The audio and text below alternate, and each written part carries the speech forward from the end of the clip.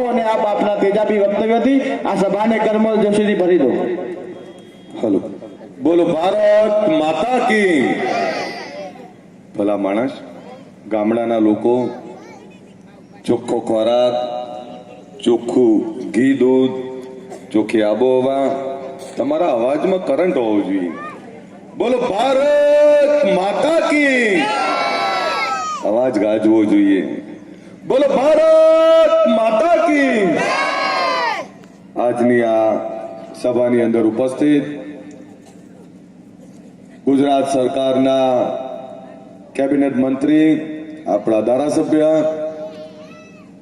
મુરબ્બી ભાઈ શ્રી બળવંતસિંહજી રાજપૂત સાહેબ,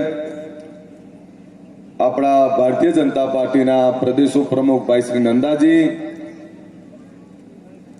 આપણા સમાજના ભામાસા રોહિતજી ચંદુજી ઠાકોર, રબારી સમાજના આગેવાન ભાઈ શ્રી મનુભાઈ રબારી, આપણા જિલ્લા પ્રમુખ ભાઈ શ્રી દશરથજી, અમારે ઠાકોર સેનાના પ્રમુખ ભાઈ શ્રી જીબાજી, અને જેના પ્રસંગે આપણે બધા એકત્રિત થયા છીએ, જેના વરઘોડાની અંદર આપણે બધા નાચવા આવ્યા છે, એવા આપણા ઉમેદવાર ભરતસિંહ ડાભી સાહેબ, એકવાર જોરદાર તાળીઓ પાડીએ.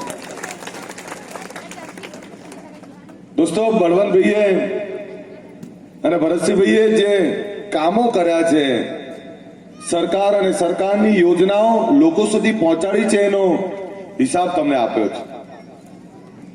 હું તો અપીલ કરવા આવ્યો છું, વિનંતી કરવા આવ્યો છું, અને અપીલ વિનંતી એટલે કરવા આવ્યો છું